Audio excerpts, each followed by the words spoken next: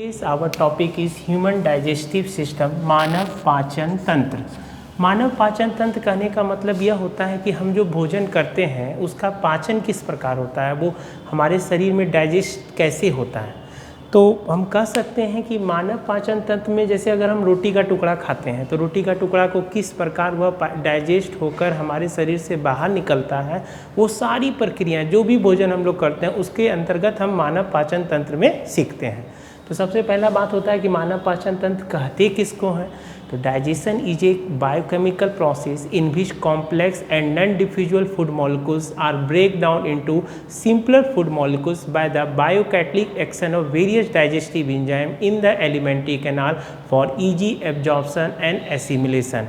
कहने का अर्थ यह हुआ कि पाचन एक ऐसी रासायनिक प्रक्रिया होती है, जैव रासायनिक प्रक्रिया होती है जो हमारे आहार नाल में विभिन्न एंजाइमों की उपस्थिति में संपन्न होती है, जिसके अंतर्गत जो कठिन अवयव हैं वो धीरे धीरे टूटकर छोटे छोटे स्मॉल अवयवों में बदलते हैं। जैसे मान लीजिए हम लोग कुछ भी खाते हैं, जैसे राइस खाते हैं तो राइस में हमको क्या मिलता है, कार्बोहाइड्रेट। कार्बोहाइड्रेट को टूटना पड़ेगा। कार्बोहाइड्रेट को किस में टूटना पड़ेगा? The simplest form of carbohydrate is glucose या स्टार्च, ये जो भी है जो सिंपलेस्ट फॉर्म में उसमें टूटना पड़ेगा। जैसे अगर हम लोग दाल लिए या दूध पिए या जो भी चीज़ किए तो प्रोटीन को किस फॉर्म में टूटना पड़ेगा? एमिनो अम्ल में। प्रोटीन को किस फॉर्म में टूटना पड़ेगा? एमिनो अम्ल में, जिसे हम लोग एमिनो एसिड कहते हैं। फैट, कोई भी घी वाला पदार्थ खाएं तो उसको किस में टूटना पड़ेगा? फैटी एसिड और ग्लिसरॉल में। फैटी एसिड और ग्लिसरॉल में। अब देखते हैं कि यह सारी प्रक्रियाएं हमारे शरीर में किस प्रकार से होती है। इसको हम लोग जानने के लिए एक छोटा सा ओवरव्यू हम लोग देखेंगे, समझेंगे इस तरह के चीज़ों को। तो हम जानते हैं कि सबसे पहले भोजन को हम लोग किसके अंतर्गत लेते हैं? मुंह में लेते हैं, जिसको मुंह के अंदर जो गुहा पाई जाती है उसको क्या कहते हैं? Buccal cavity. Digestion begins start from the buccal cavity. Buccal cavity after injection food is masticated with the help of heterodont teeth. Heterodont teeth. तो हमारा जो मनुष्य का जो डेंटल एक फार्मूला होता है, हर एक जीव का अपना डेंटल फार्मूला होता है। जैसे मनुष्य का डेंटल फार्मूला क्या होता है? 2 1 2 3। 2 1 2 3 ये मेडिकल्स के एग्जाम में क्वेश्चन आते हैं कि what is the dental formula of human being, that is 2 1 2 3। हम जानते हैं कि हमारे शरीर में कितने दांत होते हैं? 32 दांत। Milk teeth is replaced by the permanent teeth. Milk teeth is replaced by permanent teeth. हमारे लाइफ साइकिल में 2 तरह के दांत होते हैं, एक इसलिए इन्हें क्या कहा जाता है? डायफायोडोंट। डायफायोडोंट करने का अर्थ क्या हुआ कि जो दूध का दांत है वह टूट के किस में कन्वर्ट हो जाएगा? परमानेंट टीथ में। तो इसके लिए हमारा जो शरीर में जो दांत का जो कन्फिग्रेशन पाया गया है वो क्या है? 2 1 2 3। 2 1 का मतलब incisor, 1 canine, 2 premolar and 3 molar. कतरनक, भेदक, अग्रचवर्णक और चवर्णक। कहने का अर्थ यह हुआ कि जैसे अगर हम लोग कोई भी चीज़ खाते हैं तो वह दांत की सहायता से बाइटिंग एंड च्यूइंग प्रोसेस होता है, मैस्टिकेशन करते हैं। तो दांत हमारे जब तक अगर किसी जैसे रोटी का पूरा टुकड़ा एक ही बार में तो नहीं डाल सकेंगे, उसके लिए हम लोग क्या करना होगा? दांत से उसको चबाना होगा। तो दांत से चबाने के लिए हमारे पास कितने प्रकार के दांत हैं? 4 प्रकार के, incisor, canine, premolar and molar. इसका फॉर्मूला क्या हुआ? 2 1 2 3। ये जो इंसाइजर है, जो इधर क्या कहते हैं कैनाइन मिला हुआ है, पीछे इस तरफ 2 आपका प्रीमोलर है, और सबसे लास्ट में जो 3 दांत हैं उसे हम लोग क्या कहते हैं? मोलर, जिसको हम लोग चवर्णक कहते हैं। अब हमारा भोजन मुख गुहा में आ गया। मुख गुहा में आने के बाद क्या हुआ? जो दांत है, दांत के द्वारा हम अच्छी तरह से पूरा मैस्टिकेट कर दिए, छोटे छोटे टुकड़ों में तोड़ दिए। तो मुख गुहा में केवल दांत तो नहीं रहता है, मुख गुहा में और क्या रहता है हमारे पास? हाँ, हमारे पास क्या रहता है? जीभ। जीभ के अंदर में क्या निकलता है? हमारे अंदर में एक विशेष प्रकार का ग्लैंड होता है जिसे हम लोग क्या कहते हैं? Salivary gland. जिसे हम लोग क्या कहते हैं? Salivary gland. सैलिवरी ग्लैंड को हम क्या हिंदी में क्या कहते हैं? लार ग्रंथि। लार ग्रंथि कहने का अर्थ क्या हुआ कि इसके हमारे शरीर से क्या निकलेगा? Salivary gland. सैलिवरी ग्लैंड में क्या है? सैलिवरी एमाइलेज पाया जाता है। सैलिवरी एमाइलेज पाया जाता है। यह जो है हमारा जो सैलिवरी ग्लैंड है वो किस नेचर का होता है? एसिडिक नेचर का होता है। अब देखिए गॉड ने हमें शुरू से ही बहुत अच्छा by the nature of God acidic nature होने कहने का अर्थ क्या हुआ कि जैसे देखिए अगर जब हम लोग कहते हैं ना कि बच्चों जब भी भोजन करना चाहिए तो हाथ धो के करना चाहिए, लेकिन हम लोग हाथ धोते हैं लेकिन कुछ ना कुछ बैक्टीरिया उसके अंदर में रह जाता है। तो अगर हम भोजन करेंगे तो वो क्या कहते हैं, वो रोटी के टुकड़ा के साथ वो बैक्टीरिया जो जीवाणु है हमारे शरीर में प्रवेश कर जाएगा और हमें क्या कर देगा? बीमार कर देगा ना। तो इसी बीमारी से बचने के लिए कुछ बैक्टीरिया, क्योंकि सैलिवरी एमाइलेज जो होता है वो किस नेचर का होता है? अम्लीय अवस्था में है। तो अम्लीय अवस्था में जो है बैक्टीरिया जीवित नहीं रह सकता है, तो बहुत सारे बैक्टीरियों की क्या हो जाती है? मौत हो जाती है, मृत्यु हो जाती है। तो हम उस बीमारी से हम लोग बच जाते हैं। तो यहाँ तक हम लोगों ने क्या देखा कि बकल कैविटी में 4 प्रकार के दांत पाए जाते हैं, जीभ होते हैं जो food is masticated with the help of heterodont teeth. अब we have 4 types of teeth, incisor, canine, premolar and molar. The dental formula of human being 2 1 2 3। अब सैलिवरी एमाइलेज के द्वारा भोजन यहाँ से धीरे धीरे, ये मान लीजिए ये रोटी का टुकड़ा है, यहाँ से लिए और यहाँ पर ये हमारे पास क्या है? ये हमारे पास ये फूड पाइप के द्वारा भोजन जो है, जिसे हम लोग क्या कहते हैं? ऑइसोफेगस, जिसे हम लोग क्या कहते हैं? ऑइसोफेगस। फूड पाइप के द्वारा भोजन जो है धीरे धीरे हमारे किसके अंतर्गत आ जाता है? स्टोमक में प्रवेश करता है। यहाँ पर एक विशेष प्रकार की क्रिया होती है जिसे हम लोग क्या कहते हैं? पेरिस्टाल्सिस। इसे क्या कहते हैं हम लोग? पेरिस्टाल्सिस। पेरिस्टाल्सिस को हिंदी में क्या कहेंगे? कर्माकुंचन। कर्माकुंचन। कर्माकुंचन कहने का अर्थ क्या हुआ कि एक सिमिलर वे में एक ऐसा तरीका होगा जिसमें कभी कभी पाइप की नली क्या होगी? सिकुड़ेगी और फैलेगी, सिकुड़ेगी और फैलेगी, क्योंकि ग्रेविटेशनल फोर्स में, जैसे मान लीजिए हम भोजन किए और अचानक सो गए तो भोजन तो फिर नीचे की ओर नहीं जाएगा, इसलिए उसको ग्रेविटेशनल फोर्स का, गुरुत्वाकर्षण बल का कोई यूज नहीं है। वो अपने आप by the nature of God हमारे शरीर में बना हुआ है। फूड पाइप है, जस्ट इसके पीछे होता है ये जो हमारी नली है उसे वाइंड पाइप कहते हैं। हवा की नली होती है जो रेस्पिरेटरी सिस्टम, हम पिछले वीडियो में आपको बता चुके हैं रेस्पिरेटरी सिस्टम में। इसमें आप जानते हैं कि जस्ट इस फूड पाइप, वाइंड पाइप के जस्ट पीछे में हमारे शरीर में क्या पाया जाता है? Food pipe. फूड पाइप को क्या कहते हैं? ऑइसोफेगस। यह एक लंबी नली होती है जिसके द्वारा भोजन कर्माकुंचन प्रक्रिया के द्वारा किसमें प्रवेश करता है? स्टोमक में। स्टोमक को हिंदी में क्या कहते हैं? आमाशय।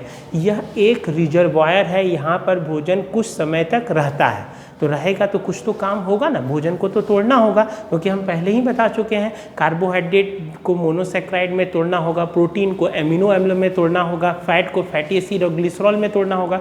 वह तो तोड़ने के लिए आवश्यक है। इसलिए हमारे पास आमाशय के 3 भाग होते हैं। एक होते हैं कार्डियक, दूसरा होता है पाइलोरिक, तीसरा होता है फिंडिक पार्ट। यहाँ पर कार्डियक, पाइलोरिक और फिंडिक पार्ट में क्या होता है? बहुत सारे सैलिवरी एमाइलेज, पैंक्रोजाइमिन, कोलेस्टोकाइनिन, ये सब एंजाइम निकलते हैं जो भोजन को तोड़ना प्रारंभ कर देते हैं। भोजन को तोड़ते हुए जाते हैं और तोड़ने के साथ साथ वो भोजन को इस प्रकार कर देते हैं कि हमें एकदम सिंपलेस्ट वे में जाना है, सिंपलेस्ट वे में जाना है। तो अब भोजन कहाँ से? स्टोमक से निकलता हुआ, स्टोमक से भोजन निकलता हुआ किस में प्रवेश कर देता है? ड्यूडेनम में।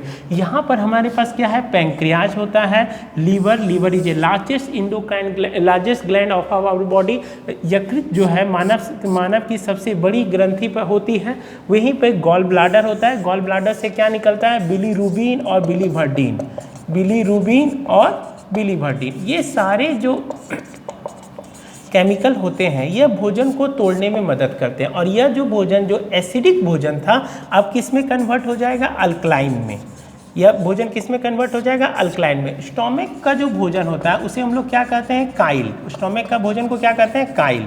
और जब वह भोजन आपके ड्यूडेनम में प्रवेश कर जाता है तो उसे हम लोग क्या कहते हैं? काइम, क्योंकि यह भोजन जो होता है वह अल्कलाइन नेचर होता है। यह भोजन किस नेचर का होता है? अल्कलाइन नेचर का। अब भोजन आपका अल्कलाइन नेचर का हो गया है। इसमें कुछ बहुत तरह के इम्पॉर्टेंट केमिकल पाए जाते हैं, जिसमें सोडियम टेरोक्लेट हुआ, सोडियम ग्लाइकोरेट होगा।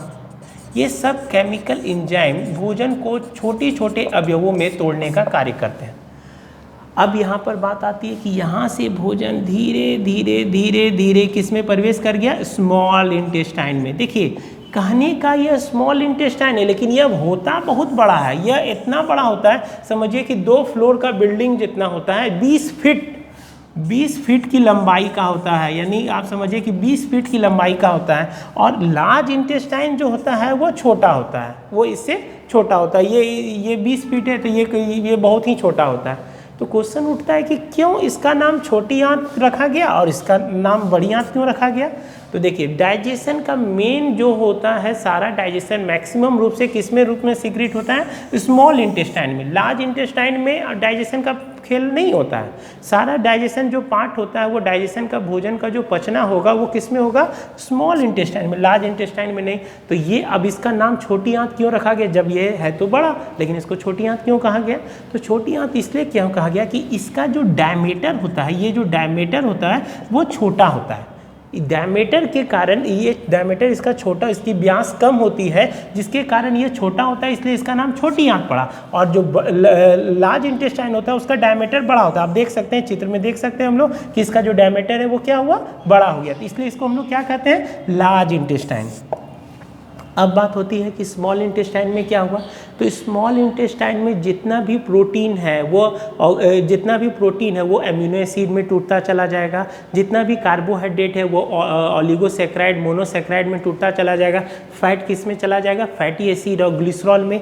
इसी स्मॉल इंटेस्टाइन से भोजन धीरे धीरे धीरे धीरे धीरे धीरे धीरे धीरे किस में प्रवेश कर जाएगा, लार्ज इंटेस्टाइन। लार्ज इंटेस्टाइन में भोजन, जो मैक्सिमम भोजन जो है आपका छोटी आंत में, जिससे बहुत सारे एंजाइम निकलते हैं, जिसको सक्कस एंटेरिकस कहते हैं। Succus entericus includes following enzymes, carboxypeptidase, cholecystokinin, cystokinin. all these are enzymes are very much important in the digestive process. Now the alimentary canal, the large intestine is during the upper region of large intestine, a appendix is present which is called Burmini-4 appendix. Burmini-4 appendix कहने का मतलब क्या है कि इसका आपके शरीर में यूज नहीं है, इसलिए मैक्सिमम क्या करते हैं डॉक्टर, कभी अगर आपका पेट का ऑपरेशन होगा तो इस अपेंडिक्स को काट के हटा देते हैं। क्यों काट के हटा देते हैं, भोजन को जाना था लार्ज इंटेस्टाइन में, लेकिन भोजन अगर पहुंच गया अपेंडिक्स में तो बहुत जोर का दर्द होगा, बहुत जोर का दर्द होगा। मेरे एक भाई थे, उनका अपेंडिक्स का ऑपरेशन हुआ, तो वही अपेंडिक्स, ये जो Burmini-4 अपेंडिक्स में भोजन इसमें चला जाता है तो बहुत ज़्यादा दर्द होता है, इसलिए डॉक्टर क्या करते हैं, उसको काट के हटा देते हैं। अब यह भोजन आपका लार्ज इंटेस्टाइन में चला गया। लार्ज इंटेस्टाइन से यह भोजन धीरे धीरे आपका किस में प्रवेश कर गया, रेक्टम में। रेक्टम में क्या होता है कि भोजन, अब देखिए, अब शरीर में तो सारा पाचन हो गया, तो अपचा भोजन भी तो है, जिसको हम लोग टॉयलेट के माध्यम से, बाथरूम के माध्यम से बाहर निकालेंगे ना, तो उसके लिए हमारे शरीर में क्या पाया जाता है कि स्पेशल सिस्टम होता है, जिसको हम लोग क्या कहते हैं, मलाशय। तो मलाशय से यह भोजन धीरे धीरे एनस के द्वारा, गुदा के द्वारा यह शरीर से बाहर निकल जाता है। तो इस प्रकार हम लोग डाइजेशन को देखते हैं। अब एक बार थोड़ा सा ओवरव्यू फिर से देख लेते हैं। What do you mean by digestion? Digestion is a biochemical process that involves complex and non-diffusible food molecules into simpler food molecules by the biocatalytic action of the various digestive enzymes in the alimentary canal for easy absorption and assimilation। पाचन एक बहुत ही important प्रक्रिया होती है, इसमें भोजन के बड़े बड़े अवयवों को छोटे छोटे अवयवों में तोड़ने का कार्य करते हैं। डाइजेशन की प्रक्रियाओं को कितने भागों में बांटा गया? Digestion in buccal cavity, digestion in stomach, digestion in duodenum, digestion in pancreas. इसमें रोल है, pancreas is exocrine and endocrine, both तरह का ग्लैंड होता है। Liver is the largest gland of our body, liver. Gall bladder contains sodium bicarbonate, sodium taurocholate, bilirubin and bilirubine's enzymes are present. Now the food are moved through the common bile pancreas, thus it moves to the small intestine. Small intestine contains succus entericus, which includes small maximum enzymes. Succus entericus through the small intestine, food is moved through the large intestine. Through the large intestine, food moves through that undigestible part that is removed by the rectum और anus. तो rectum और anus के द्वारा जो है अपचा भोजन शरीर से बाहर निकल जाता है। अब देखिए, एक बच्चे ने बहुत अच्छा क्वेश्चन पूछा कि जब हम तो क्या कहते हैं कार्निवोरस हैं, हम लोग क्या कहते हैं ओमनीवोरस हैं, हम लोग पेड़ पौधों भी खा सकते हैं और मीट मछली भी खाते हैं, तो क्या जब हमें भूख लगता है तो क्यों नहीं हम अपने आप को ही खा लेते हैं? तो देखिए, यह जो पूरा हमारा एलिमेंट्री कैनाल है, इसके चारों तरफ एक विशेष प्रकार का लेयर पाया जाता है, जिसको कहते हैं म्यूकोसा एंड सब म्यूकोसा लेयर। म्यूकोसा एंड सब म्यूकोसा लेयर की उपस्थिति के कारण आपको कितना भी भूख क्यों ना लगा हो, आप अपने आप को नहीं खा सकते हैं। इसी कारण से व्यक्ति भोजन कितना भी, जैसे पेट के लिए सभी लोग कुछ करता है, लेकिन भोजन कितना भी भूख आपको लगा हो आप अपने आप को नहीं खा पाइएगा, क्योंकि म्यूकोसा और सब म्यूकोसा लेयर एलिमेंट्री कैनाल के बाहर में पाया जाता है। वो तभी होगा जब कोई फूड पार्टिकल्स आपके अंदर जाएगा और उसके बाद वह सारा कार्य होगा। I hope you will enjoy this video. Please like and subscribe, और फिर आपको नए नए क्लासेस की वीडियो अब आती रहेंगी। Thank you so much.